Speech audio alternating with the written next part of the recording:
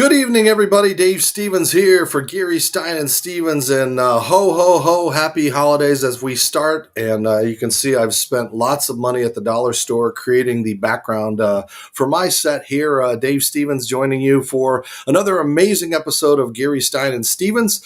And of course, Troy joining me from Duluth, Minnesota. Cold up there? Snow? What you guys got going up there, bud? Yeah, it started to snow, so I'm a little depressed.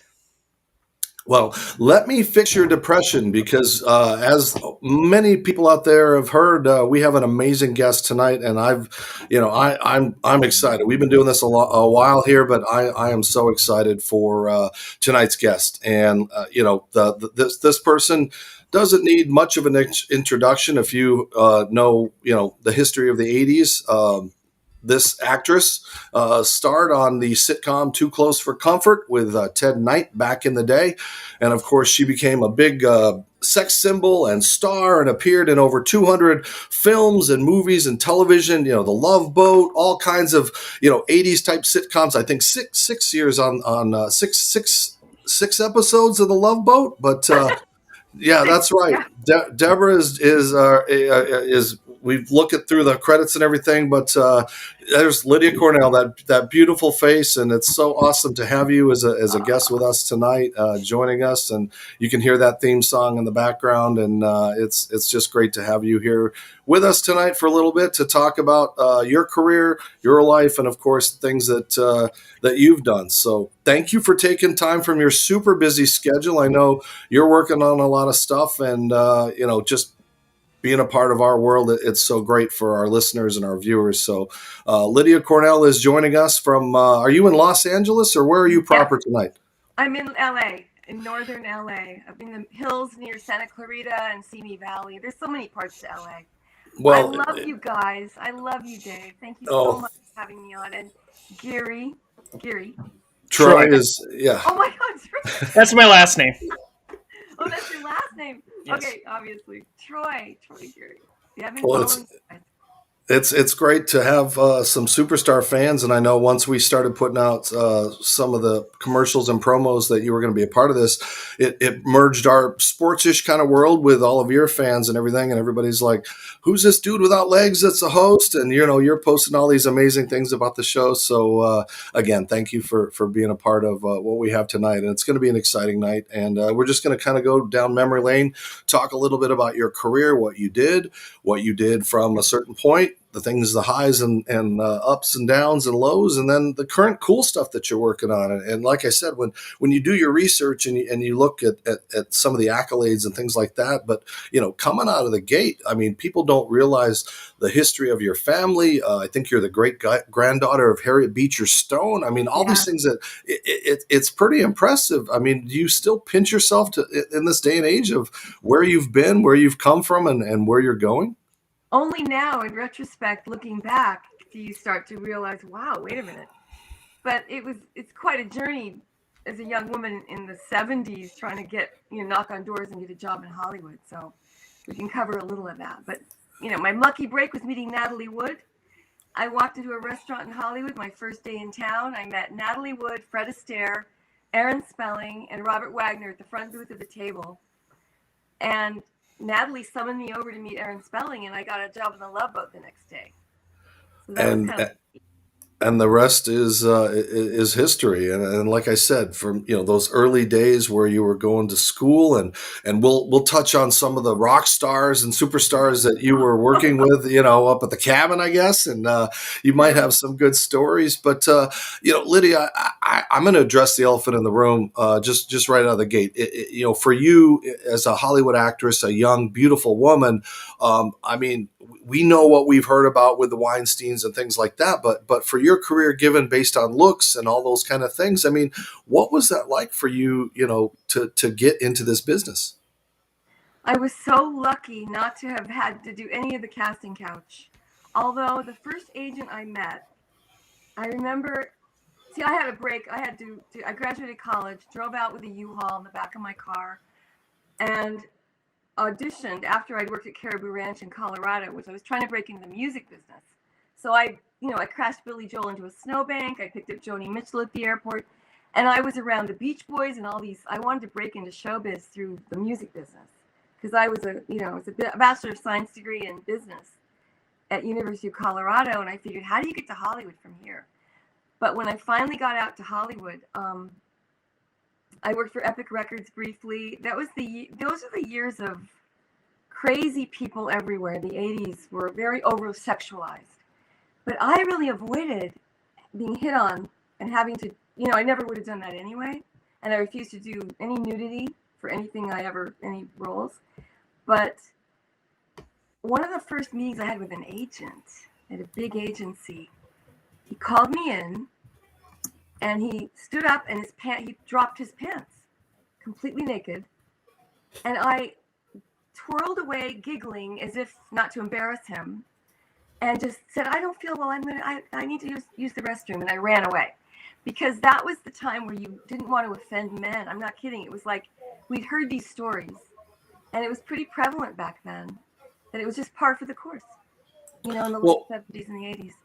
Well, was it tough for you though? I mean, given the gifts that you have on the outside and the gifts that you have at the inside, that suddenly this was the era of Suzanne Summers and Farrah Fawcett, and they kind of just lumped you into that again, not looking at you for your abilities, but let's get her in a bikini, let's get her in this, let's exploit her. Which now we look back and go, oh my God, how did we all how did we get to that point? And I know it's part of the 50s and 60s mentalities of the men, but it's gotta have been tough for you trying to be a serious actress, and they're going, hey, in this scene you're going to wear a bikini, and in this thing we're going to have you on the Love Boat, talking about these girls posing, and you're going to be in a bikini, and all these kind of things.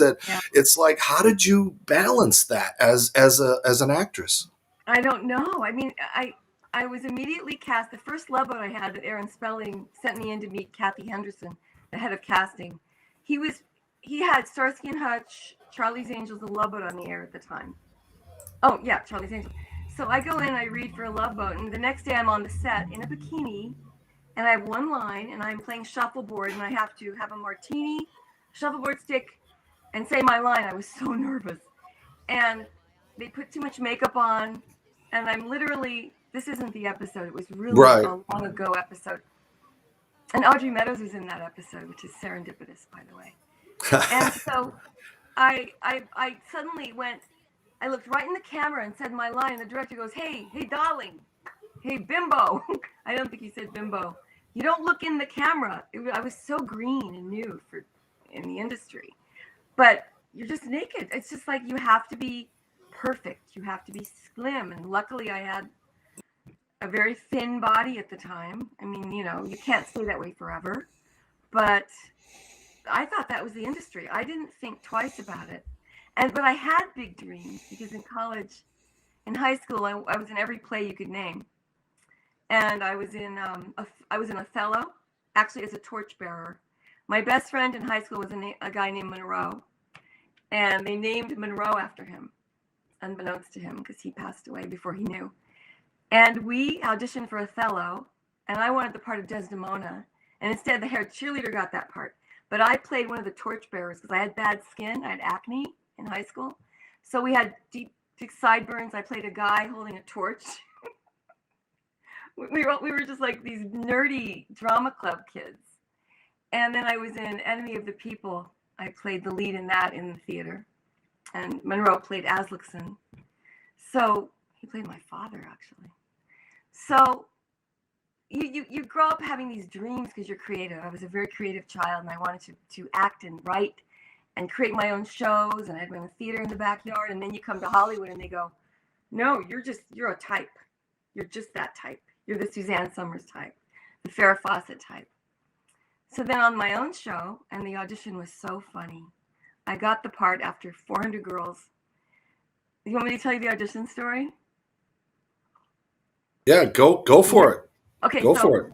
I was the 400th girl they saw, and I was late to the audition, and it was raining that day, and my hair was wet and bedraggled. I took a bus to get there. It was the third audition I've ever had in my life.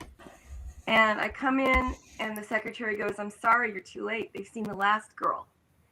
And I was starting to cry. And I leave, it was Metro Media Studios near KTLA, and Arnie Sultan comes out And he created Get Smart with Mel Brooks. He was the head writer. He looks at me and he goes, "She looks the part. Let her read. She's the last girl we're going to see." This is literally a true story. I go in and there's Carsey Werner, there's Tom Werner, head of the ABC development guy. I read my part with Arnie Sultan. And there's a line that says, it says, "Sarah gives Dad a raspberry." So in the script, I do my line and it says, "In case you haven't noticed, we're two very sophisticated young women." And I pick up this imaginary raspberry and I go, "So there." And Arnie goes, "What the hell are you handing me here?" And I go, "I'm giving you a raspberry." And the whole room exploded with laughter. And they go, "What planet are you from?" And I think I said Texas.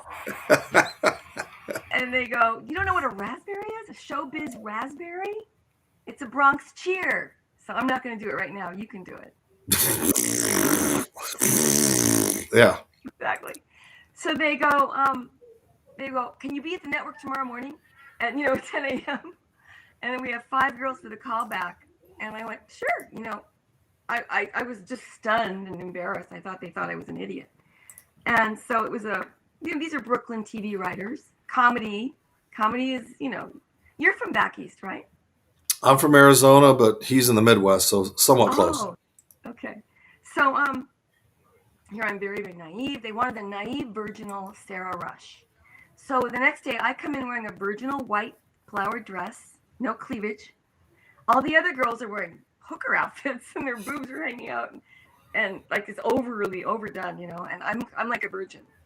And I read with Ted Knight in front of the head of the ABC network, Tony Thermopoulos, up at the executive offices.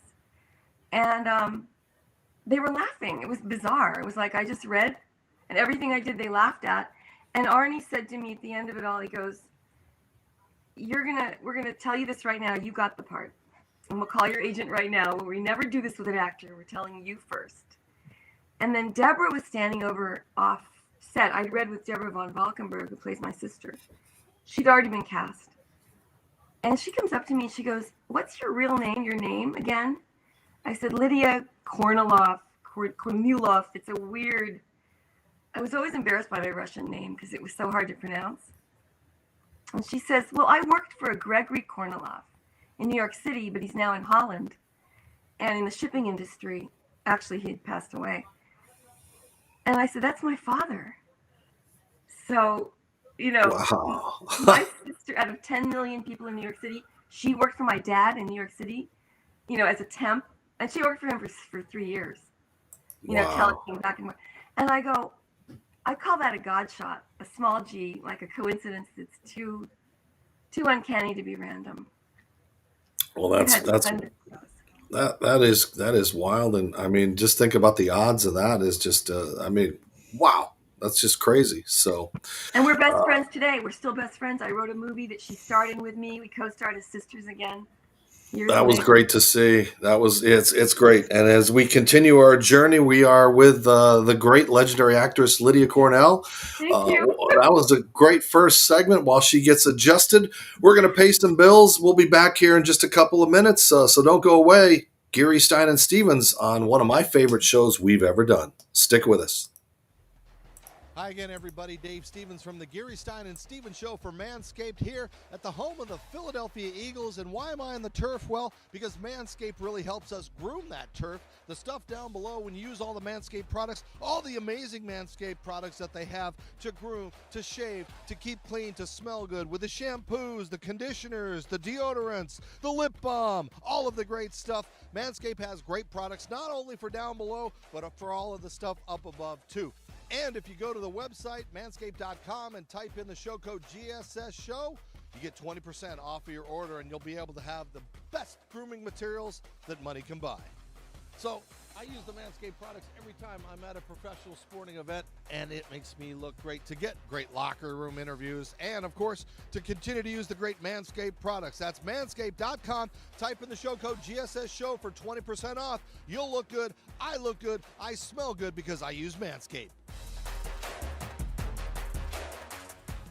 And we are so excited now that you can see Geary, Stein, and Stevens on your home TV. That's right, we are streaming now. So if you're sitting around and you're working out or you got your buddies with you or whatever, all you have to do is tune in to Geary, Stein and Stevens on yourhometv.com. That's that simple. You can stream our shows. You can see the ones we've done with Linda Cohn. You can see the ones with Lee Steinberg. But hey, everybody is going to be wanting to watch our guest tonight because she's a legend. She is a superstar, and we are so glad that Lydia Cornell will now be a part of our continuing family of the Geary, Stein and Stevens show. So make sure you go to yourhometv.com, and Jason won't be there, but you can, of course, see our great shows and see some of our best stuff. So I'm still speechless, so I'm going to sit back and let Troy ask you a couple of questions. Troy?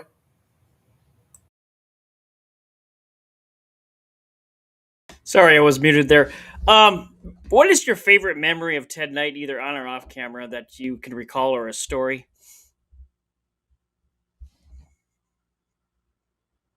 First of all, I loved him. We had a love-hate relationship, though. But ABC used me as a sex symbol. In those days, I guess there were these... Every show had to have a sex symbol. And you don't have the sex symbol pictures, which is fine, which is good. But they made posters of me to promote the show. And then Ted would get mad. He would, I would come to work and I'd be on the cover of a magazine and with my bikini. And he'd go, I'm the star of the show. And there was a little bit of an edge to him, but then he would laugh. We'd laugh it off, Well, one time the whole cast went on the Merv Griffin show. And Audrey Meadows played my grandmother. She was on The Honeymooners. She was Jackie Gleason's wife on The Honeymooners. And we were all as a family on the show. And there's Ted, Nancy, and Audrey, and Jim. They've all been interviewed. I'm in the green room with Olivia Newton-John and John Travolta because they're coming out for Grease. And I'm backstage waiting to go on as the last, guest. Deborah's already gone on. And Deborah's sitting there with Merv. And Merv says to Deborah, asks Deborah a question. He goes, what is Ted Knight really like? And Deborah says, she gets really nervous. We're both really nervous all the time. We can't do talk shows. She said, well, he's kind of a kinky dad. And so Merv goes, what? And he goes, we're going to cut to a commercial break and bring out the youngest member of the Rush family, Lydia Cornell, to answer that question. What does Deborah mean by kinky? So they left it on me to answer. Deborah just said that as a joke. I come out, and I'm like in my first talk show ever. And I sit down, and I'm so nervous. And then Merv says, what did Deborah mean by Ted is kinky? Or Henry, Ted Knight is kinky. And I tried to be funny. And the worst thing you can do is make up a story. And I said, well, he likes to pop our bra straps and look down our blouses and lift up our skirts now. And and throw spitwads into our bra. I was embellishing this ridiculous. And the truth is, we did pranks around the set, all of us. We all did little silly things like pinched each other on the butt. But believe me, there was nothing like the Me Too, nothing with Ted Knight. He was as clean as they come. And I was just trying to be funny. And all I heard was dead silence. And I looked down and I saw this blood-curdling look on Ted's face, like, what? And there was like a gasp in the audience. I mean, nobody was laughing. I saw Ted's wife on the front row going, and I'm like, all I remember is I think I blacked out. Deborah and I were holding hands and we started to like pass out. And all I know next is Merv went, oh, well, we're going to cut that tape. So after it ended, we all go outside to wait for our cars. And Ted's standing there like this. He goes, what was that about? And we just were gaga. We're like crying. We were literally crying. We went home together, spent the night together, and cried all night, worried. Because Ted could be kind of harsh at times. He was like a real dad, And he was well established, with I'm Ted Knight and this is the news and hello, Mary. And, it's got to be intimidating working with a legend like that. And then, not being able to. He won 6 Emmy Awards. He's like a real legend, Yeah. Well, you're a legend. I mean, you're Little Miss Cotton. So, I mean, you're a legend, right? Like, I did my homework. I know. So, do you still have that trophy? First, did you see the spit take I almost did? I went, that taught me to do a spit take, an official spit take. That's comedy gold.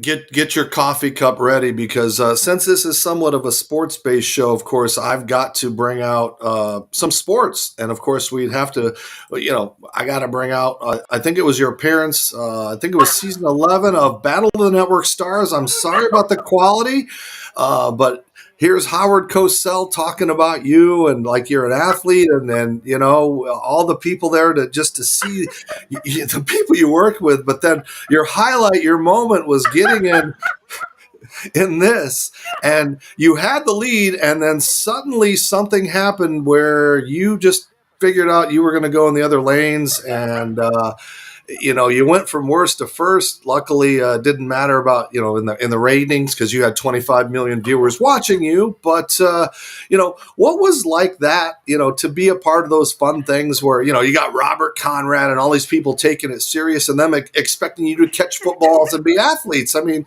it was crazy. Can you hear me laughing? Oh my God. Yes. I have never been so embarrassed in my life. It was the most Howard. You have your clothes on. Your clothes are on, right? So it's okay. That was the most. Okay, Howard Cosell never gave up. Cornell cannot turn the kayak around. Cornell. It was the most humiliating day of my life. And William Shatner was the team captain. He just stood there. He wouldn't get wet. And Joan Collins from Dynasty, she wouldn't get wet. So Heather Thomas and I had to do all the water sports and get dunked, and oh my God, it was so embarrassing. Yeah, you talk about exploitation in those days. It was like, and I'm sitting here watching all the men, Robert Conrad and these guys in Speedos. I'm like, I didn't want to see that. Like, who needed to see that in those days? You got Trapper John, you got all these Purnell Robert. I'm like, man, way too much exposure. Oh, Dave, you are so funny. Oh my God, I'm so glad you showed that clip because no one believes it exists. I always try to hide it. I pretend like, yeah. I tried to get rid of it once. It was a horrifying. It was really stressful. You paid a lot of money to run around like an idiot, and in those days, it felt. In those days, you needed those checks, though. Those checks actually helped you. It's like the baseball players that weren't getting those multi-million-dollar a year checks. It's like those checks. It's like, hey, here's Christmas presents. Let me pay my agent. Here's my Botox. So your agent, your agent, your manager, they all take. My manager was the manager of Michael J. Fox. And when I first met them, they were handling him, and he was playing a 12-year-old on Palmerstown, USA, but he was 21. So it was like, yeah, we all had to pay our managers 20% and our business manager 5% and our agent 10%. So it's a lot goes out the window. But the 80s were the heyday of television. It's almost like we were having fun back then. Even Love Boat was fun because it was a party.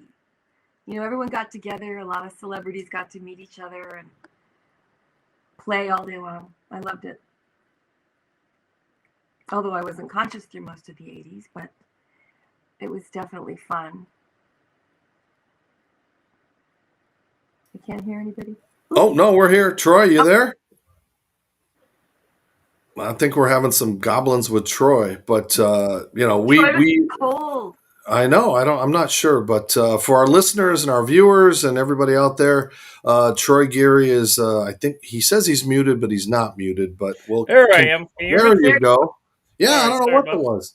All right. Well, besides Too Close to Comfort, what was your favorite acting role? I think Curb Your Enthusiasm, working with Larry David, because he wrote and created Seinfeld, and the character of George is based on Larry. But I got to do improv with Larry, and totally made it up. But the audition was so stressful. I went in and he has a lot of celebrities do guest spots or tiny bit parts. I went in and I read with him, and you have to make up your own lines. Improv means the actor creates their own lines out of thin air. So the only thing I had was a little piece of paper. It said, Larry comes in to buy a bra for his maid. And so I said, is she, my improv audition was like this. Is she a cantaloupe or a watermelon? Or watermelon?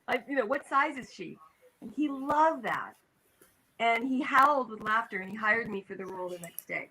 So then we did that inside a real Victoria's Secret store. And oddly enough, I write comedy, so one of the log lines of my script I was writing was, "All human suffering is caused by Victoria's Secret."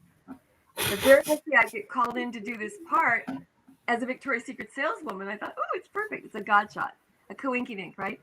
And in that episode is the only other Lydia I've ever met in Hollywood. So those are two matchups that I thought were interesting.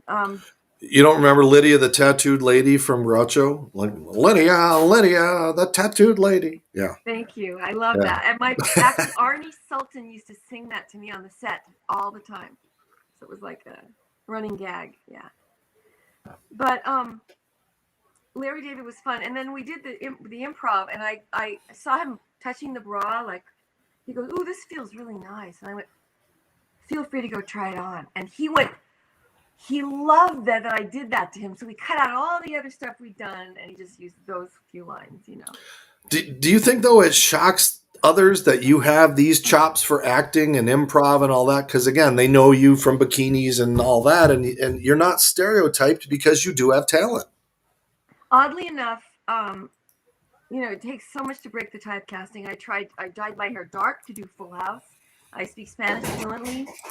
Viví en El Paso, Texas, Santa Juárez, México, por 13 años, acá aprendí español. I love to show off a little Spanish wherever I go. Just a little. No, but I was born on the border of El Paso, and I learned Spanish from birth. Literally, I love the Spanish language, but I never get to use it. So I dyed my hair dark. I played DJ Spanish teacher on Full House, and then I got to do Quantum Leap as a brunette, as a pregnant pilot's wife in the 50s, the pilot for Quantum Leap. And I played I tried to get back into theater. I love theater. But you know what? I was going through a lot. I started writing. I wrote a big book on Joseph Stalin, the Trotsky assassination. I started writing that book before I got the series. So I went back to becoming a writer in order to create my own work, to write my own scripts. And like we talked about with you and Deborah in this movie, so.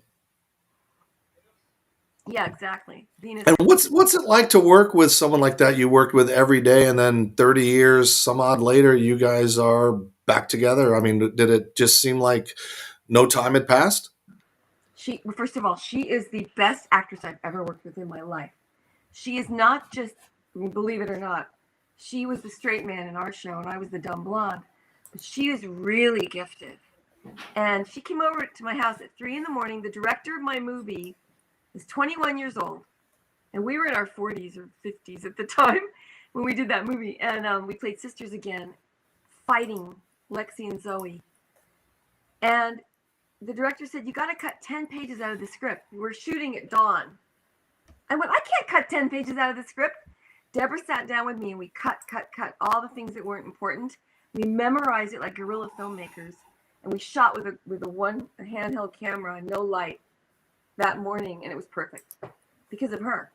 And she's so funny. There's scenes you haven't seen yet in that movie that I've written the larger script. It's about a plot to keep us thin and insecure, a plot to keep women, a real plot, a corporate conspiracy by a company called Venus, and it's got a lot of wacky, wild stuff in it. I want to get a bunch of comedians together to do this movie. I think you need a legless leading man to be a part of that too now. So, yeah. You could be the bad guy who runs the corporation. Yeah. Yes. I'm evil. Well, speaking of evil, we've got to pay some more bills by the man. The man makes us do that because that's why we're here. So when we come back, we'll put a bow on this beautiful show that we've done. We'll find out what Lydia's working on, what's going on in the future, and is there a possible Too Close for Comfort reboot being worked on? So don't go away. Stay tuned. Geary, Stein and Stevens. Troy's still with us. Stay tuned. Hi again, everybody. Dave Stevens from the Geary, Stein and Stevens Show. And, I'm on the road a lot covering professional teams like the Philadelphia Eagles here in this beautiful stadium, but I don't have a lot of time to eat. What I do use, though, is Athletic Greens 1. It's a great supplement that you can use every day to get that nutrition that you're missing. And you know what? If you're drinking those energy drinks, those monster drinks, those add up where this costs just $3 a day.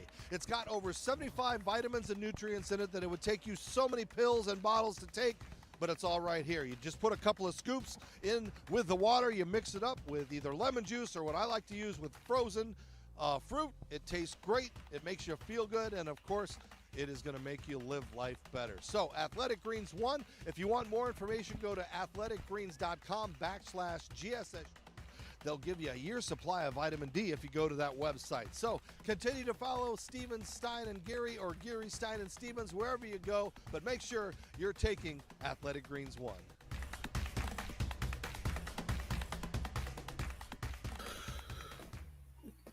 Hey everybody, do you want 20% off the world's softest, comfiest, best fitting men's clothes? I mean, hey, they make me look good too, and I like to dance in them too, but hey, that is because these are Fresh Clean Tees. Join the Fresh Clean Tees t-shirt club, 20% off of your order. You'll look good, you get designer prices without paying ridiculous prices. Go to freshcleanthreads.com, use our special code GSS Show for 20% off your order. Your perfect fits awaits, and that is because it looks so good when you wear them, and you can see that I'm here in my Fresh Clean Threads that, I look good. And again, I thank our sponsors for being a part of that. And we are here for the home stretch of our show tonight, Geary, Stein, and Stevens. We've had Lydia Cornell joining us, and it's been so awesome to just pick your brain and have you be a part of us, telling us, some amazing memories, putting you on the spot. But I'm going to put you on a spot too, because last night I was in New York, and I kind of joined your world because I've been a sports guy doing interviews and all this kind of stuff. And last night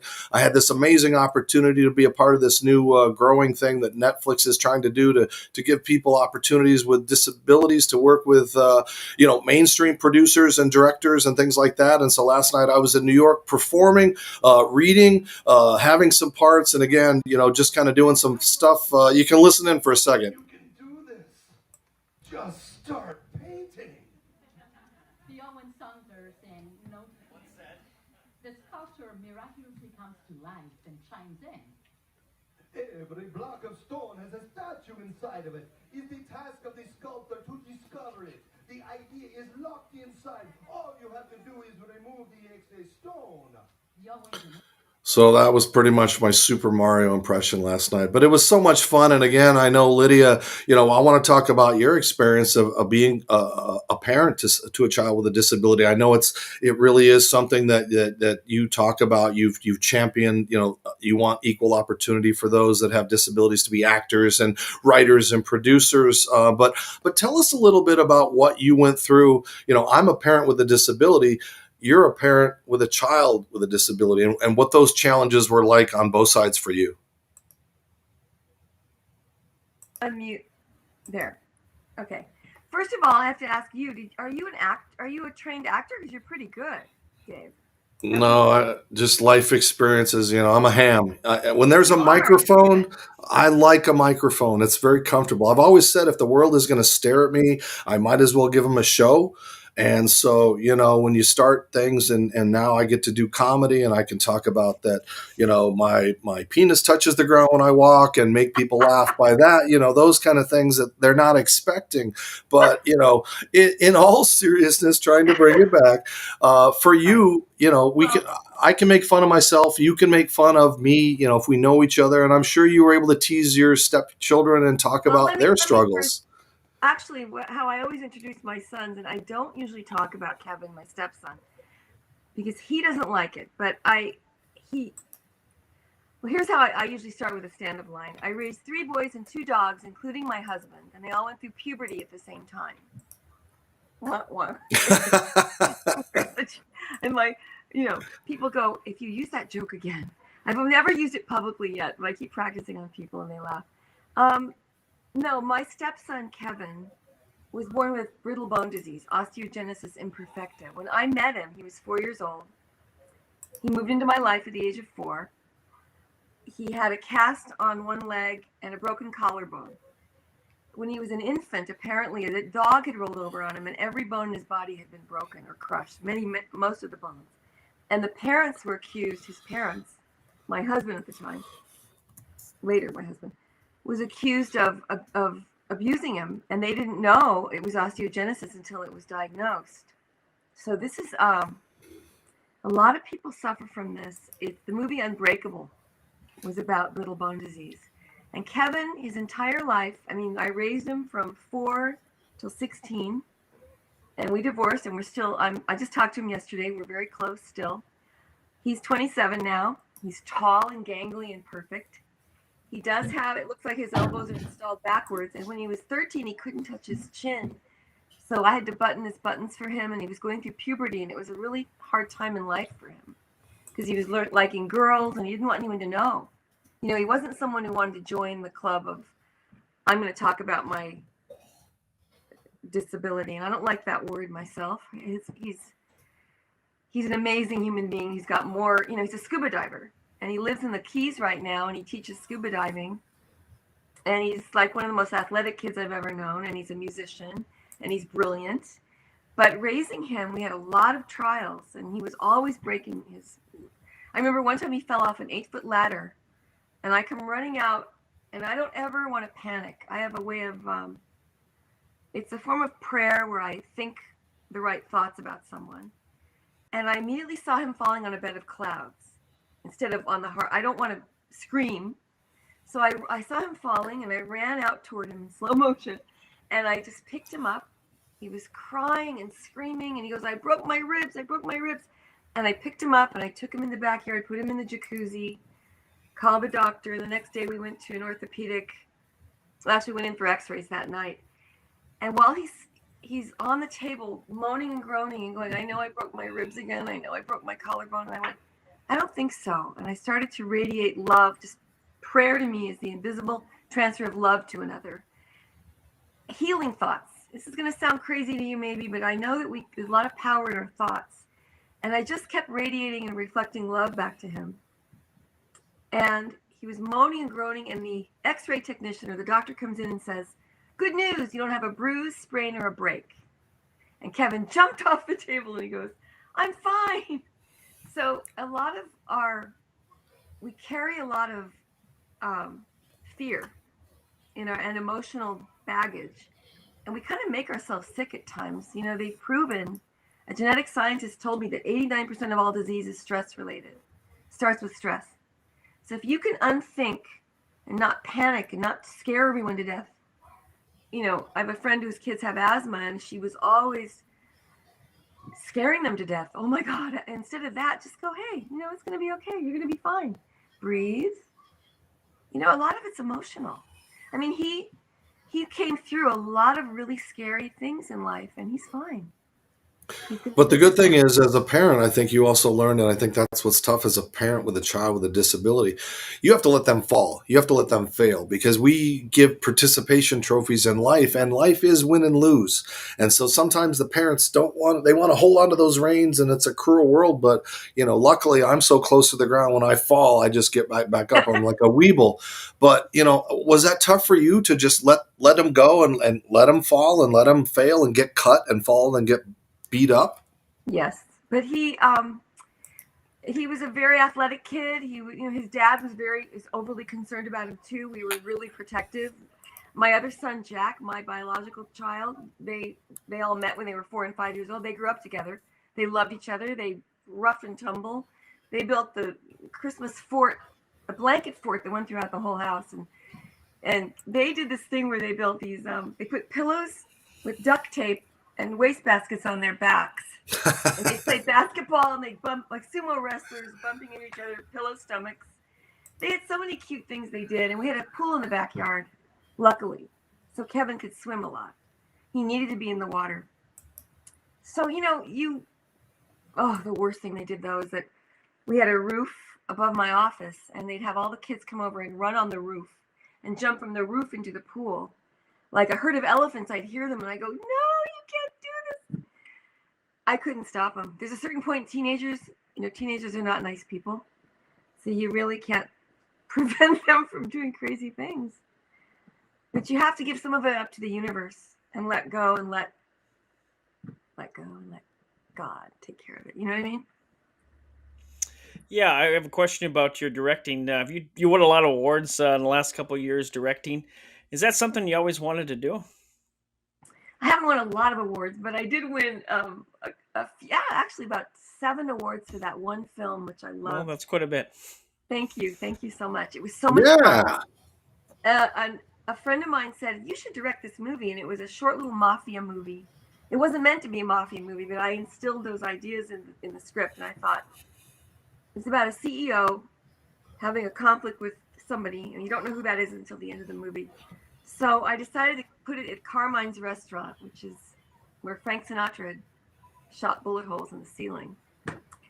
And he's sitting in the middle of the restaurant, and important people who have a lot of money and power don't like sitting with their backs to people. So I created this whole thing about, directing means you come up with the ideas and the tone of the movie. And so I placed him in the middle of the restaurant. He was paranoid about who's behind him. So I had him pick up, this just came to me out of the thin air, a spoon, a really shiny spoon so he could see what's behind him. And behind him, I placed a great looking, real Italian actor who had this incredible face. And so you build this ominous tone. Yeah, I had a great time in directing that movie. It was a lot of fun, and it has a really funny twist ending. I'd love to direct more, but I'm writing right now, and I have to do one thing at a time. Finish the book. And I know we talk about that. You're procrastinating when we're talking and things like that. So tell us about what you can about this book. Is it a tell-all? Where is it coming from? What are we going to find out? And I wrote it. I started writing comedy. I wrote everything in my life became funny once I got sober 28 years ago. I had a catastrophic crash and burn, and then a spiritual awakening. In one day, my entire life changed. That's why I believe there's something more in the universe than what you can see physically. Like, this isn't all there is, this thing. Well, you lost your brother. You went through so much losing your brother and everything like that. I mean, for you to continue this comeback is, that's in itself is amazing.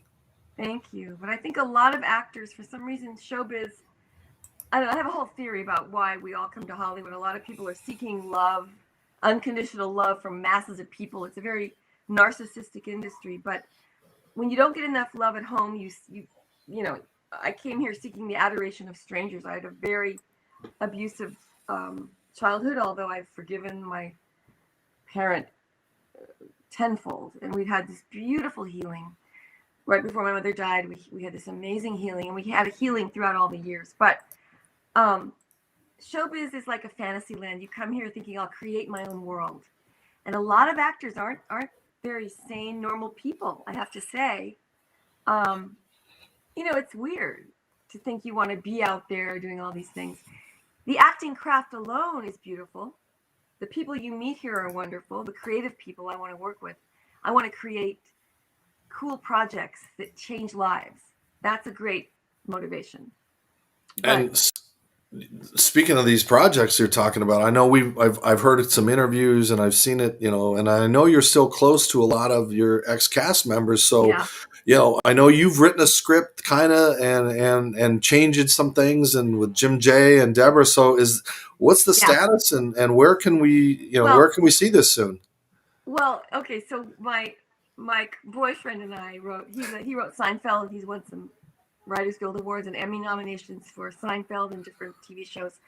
So we came up with a really funny reboot idea, and we're going to pitch it pretty soon, because right now, comedy, they're buying serial killer shows. Reboots are a little bit on the waning end because Saved by the Bell was canceled. But we're going to pitch it probably in the spring. And it's a wacky, I can't tell you the idea yet, but it's different. But it does involve the original cast. We're all ready. We all signed, Nancy's available. I went and had lunch with her. She looks great. She's excited. Deborah, Jim, and myself.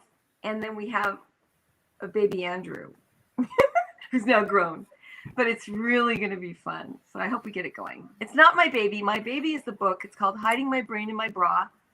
And at first, when I first wrote the book, it was all these funny things that happened in life with some tragedy. But everything became too funny. And my agent said, your book's too funny. So that began after my mother died in April 2021. I found letters she wrote me, and I found the linear story, and now it's got all the showbiz stories in it too. A lot of juicy, fun showbiz stories. It's about finding yourself in a pornographic world, in a shallow place like LA, finding true meaning, finding a way to live and navigate this life without letting go of your fears and your ego and finding a higher purpose. Before we let you go, I just wondered if you had one or two quick stories of, again, when you do your research and you find out all of the musicians who are around giving food to Billy Joel and all these people, and then becoming a manager or road manager and all these things. Do you have a quick story of one of those guys that just, was very inspiring to you or motivated you, or just, this guy didn't like pickles on his sandwich and he screamed at me when I brought it, or something stupid like that? Oh my, tons of stories like that, Lucy. Well, Joni Mitchell. Well, Billy Joel, I picked him up at the airport in the snow in a 4-wheel drive Suburban. I volunteered for everything, and I didn't know how to drive a 4-wheel drive, but I said, I'll do it. And I wanted to be ranch photographer too. And every picture I took of Joni Mitchell and the Beach Boys turned out blurry. I have those pictures, by the way. I will send you one later. You should do a cocktail book or something like that, right? With all your pictures. Yes, I should. But anyway, Joni Mitchell, I picked her up at the airport with Neil Young and Jack Nietzsche. Jack Nietzsche's a movie guy. And Henry Diltz, the rock and roll photographer.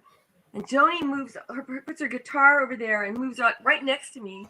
And here I'm like in love with her from the album Blue in college. You're too young, you don't know that album, but oh my God, it was like my icon is touching my knee. And so I had lots of fun stuff like that. I did date Dennis Wilson, the Beach Boy, before he passed away. You were around a lot of people that drowned with you and Natalie Wood and Dennis Will. I mean, should I go swimming with you? Thanks a lot. That's I never even. Yeah, come in. No. Well, if I didn't have arms, if I had no arms and no legs, they'd just call me Bob. So I don't know if I could, do that. So, but Lydia, it's been so great, you spending your time with us, your precious time, us keeping away from your writing. And I can't wait to see what this is and your projects coming up. And again, all of the things we get to watch you every day on Antenna TV and Tubi and all these kind of things. I mean, what lens do you have, by the way? I mean, people can Google your age. I'm not going to say it, but is this, you have like this 40-year-old filter on your camera because what's your secret? Like, it's these lights. I have a really cheap little light right here, and I don't believe in age. I don't believe in sickness, age, or anything. I have a metaphysical way of living. I stopped drinking and smoking after I quit drinking. I began smoking like a maniac, and then I gave that up. I surrendered it. I just gave it up. It's a spiritual thing. It's a spiritual idea of wearing the world as a loose garment. Don't get attached to anything. Don't get too attached to fear, blame, anger. Let it go and love. Love everything. Pour love on everything. Forgive everyone. It's hard, believe me. I mean, I don't succeed often, and also it is just all smoke and mirrors. It really is just the good lighting, I think. Damn good mirrors. Well, you sound the same like you did 30 years ago, so that's awesome. Oh, thank you. I love you guys. So no, we're it's great. Backwards. We're all aging backwards. But look, if I put these up, it's like, what year is this? What year is this? They all, I can't tell if that's the 90s, 2000s. I mean, it's been great. So thank you so much, Lydia, for being a part of our show. My favorite all-time show. I'm just going to say it right now. It's out there. So thank you for being a part of this and for humoring this old guy that has been in love with you since I was a little kid. And, it's great to have you. And Troy, I mean, when he found out, all his friends were hitting him up. So this is one we're going to keep in the banks, and we'll just let it run in perpetuity forever and ever. So where can people follow you? I know it's lydiacornell.com, but is there more things that can see you and hear from you and your podcast and all those kind of things? Oh, yeah. Yeah. I have a mental health podcast called God Shots, and it's not religious. The word God Shots is an amazing synchronicity. It's about synchronicity and those glimmers of hope and beautiful coincidences that I've had millions of these. They're very bizarre. But we have all these people on. I'd like to have you on, by the way, because God Shots is about hope. So we have really a lot of fun. I like to do comedy all the time. It's not always the cleanest show in the world either. So you've worked with Kelsey Grammer, so I mean, holy cow! I mean, it doesn't get any raunchier than that, right? Yeah, and Bob Saget. By the way, that's a whole other story. I wrote a 12-episode crimedy about I accidentally moved my stalker into the house. Kelsey and I had the same stalker. That's another whole story, which we're going to produce, I hope. But anyway, Facebook, Twitter, Instagram, LinkedIn, YouTube. And she pays attention to you. So it's not like she has time to get to every one of you. But if you say something nice, chances are she's going to respond. So thank you, Lydia, so much for your time. Thank you. I don't even know where to go after this. So, but continue to follow Geary, Stein and Stevens on all social media platforms, wherever you can watch podcasts or hear podcasts. I'm going to listen to this one over and over again and watch it just because you look so good. Troy, you look so good, Troy. So Troy, Thank you. look so good. Thank you, Lydia. And all right. both of you. That's it for another episode. I'm Dave Stevens for Lydia, Troy, and wherever the hell Will is tonight. Continue to follow us, support us. Take care of America. Bye-bye.